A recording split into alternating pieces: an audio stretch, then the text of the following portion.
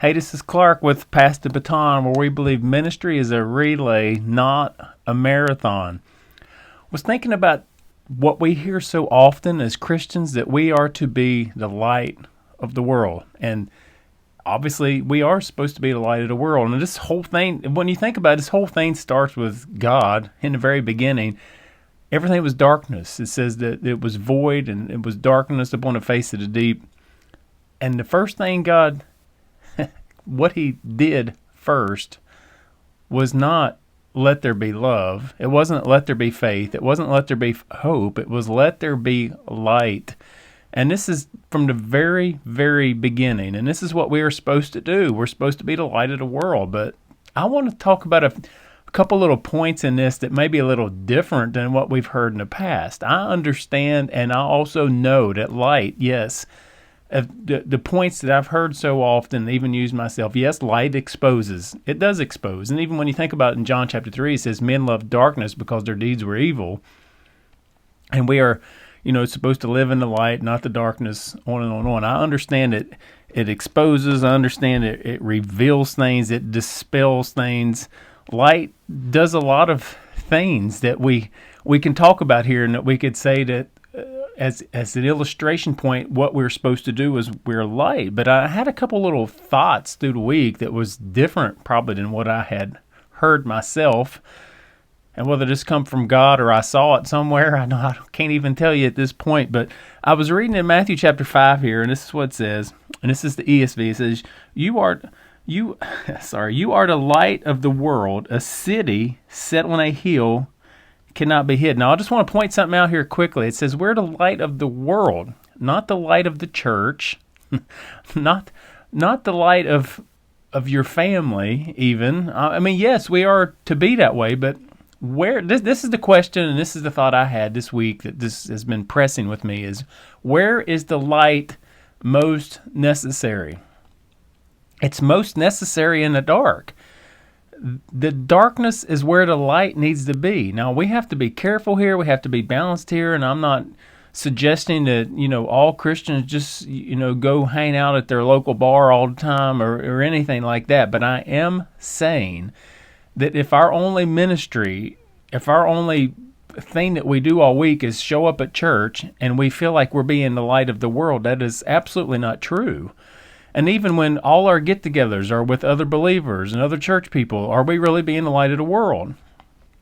As a pastor, it's one reason I'm glad that I still work a secular job, is because I'm not just around Christian church people all the time.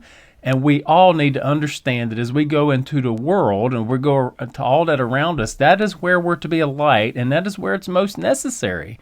It's where we need to be. We are the light of the world, and a city set on a hill cannot be hidden. That's what we're supposed to be doing. It says, nor do people light a lamp and put it under a basket, but on a stand, and it gives light to all in the house. In the same way, let your light shine before others, so that they may see your good works and give glory to your Father which is in heaven. Now, this is Jesus talking. This is in his Sermon on the Mount. It's right after he's talked about the Beatitudes, and he goes into this.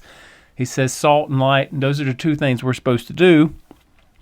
The purpose of this video is about the light and what he says about the light. And I think as a point here I want to just bring out quickly, he says, in the same way, let your light shine before others so that they may see your good works.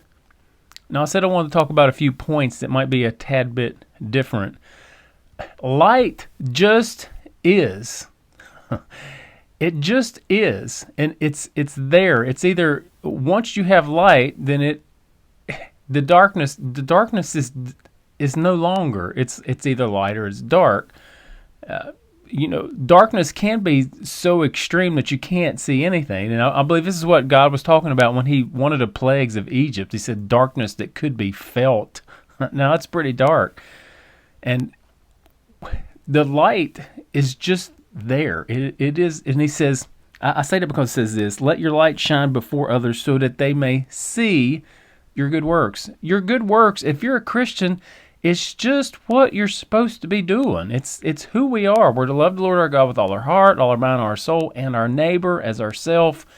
We just do those things. They see, it said the light may shine that they may see your good works. your good works are going on. Your light is it's not exposing the darkness. You're doing good.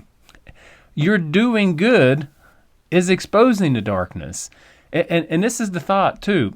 When we're a light, now if you're in the dark, if you're working on your vehicle and you got to be able to see to hook up your battery cables, on and on and on, we can give other examples. If someone takes that flashlight so that you can see and points at your battery, then that's one thing. But if they put it in your face, it's just irritating, it's not helpful, and honestly, it blinds you. And when we, as try to be lights as Christians, just continue to just shine our light in someone's face, you're not exposing, you're irritating. You're not doing good, you're irritating. Now, that's not to say we don't speak the truth, we don't do these things, but be careful how we do them and understand that when someone just puts a light in your face, it's just irritating. Light just is. We just do good because we're supposed to do good, and when we do good, we're exposing the darkness. It's a contrast, and people see it, and it's just like, well, look at that. Look at what they're doing. They're different than other people. This is what we're supposed to be doing. This is what the light of the world does. So just remember that about the light being in your face. And the second point I thought of is if the light's just on off. I mean, if you have a light that's not consistent, and let's go back to the illustration. You're working on your vehicle. Someone's got the light. They're turning it on off, or the battery is going dim, or the bulb in it is defective and it's going in, out, in, out. You say, well, yeah, it allows you to help some. It gives you a little bit. You know what it does when it's inconsistent? It allows you time to go find another source. And that is what, as Christians, it's what we do sometimes if we're not consistent. And this goes within your service in the church and your life. Be consistent. Be a light. It just is. It's what we do. It's all the time. It's every day. It's all we do. This is it. Be a light of the world. Don't be just in your face. Just do. Just do what you're supposed to do.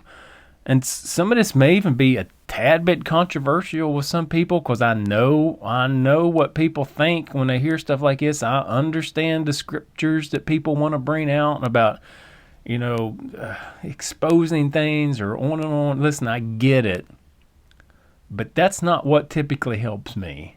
That's not typically what changes my mind. And I believe this is what God has in mind or Jesus has in mind when he's telling them this, when he's talking about it. And understanding, as I've already said, that where it's most necessary is in the dark. And that's who needs to see your light. That's who needs the light to see your good works. That's who needs it worse, and that's where it's needed the worst. And I want to finish it up with this point, is that people don't tend to even know the light is there until it's gone. And by the time it's gone, a lot of times it's too late. I heard a preacher say one time, even if you don't believe, even if you don't agree with Christianity, you should go up to your church, to the church in your community, and just thank them for being there. And I think there's a lot to that. If all the light, and that's as Christians, and I believe there's Christians in every state across this country and every country across the world, there's little deposits or whatever you want to say of Christianity somewhere, and that light is there. And if you take it all away, we talk about where our country's going, a lot of people do. In the United States, we hear these things, we say these things, but if all the light was gone, we would be in complete and total chaos. And that's what will happen when Jesus returns. And that's why things will be so bad. That's why it will be, I'm not sure they will even notice that we're gone to some extent, because as things are going, depending on how it gets there. But the point being that once it's gone, people will notice. I believe that with all my heart. And that's what happens with light. We take it for granted. It's here. The sun, the moon, and then even now with the lights that's in this room, the ones that's behind me, it's there, and we take it for granted. But it just is. It just does. It's not. If it's irritating in my face, I'm going to move it. And that's just how it is. And I hope these thoughts were something to perk your interest. Study it, look into it, put your thoughts on there. Give me some thoughts on the YouTube, or text me. Let me know. My mind can be changed, but I feel like these thoughts were something that helped me through the week, and I want to help you. I want you to be interested in Bible study and just doing it. But thanks for watching, and until next time.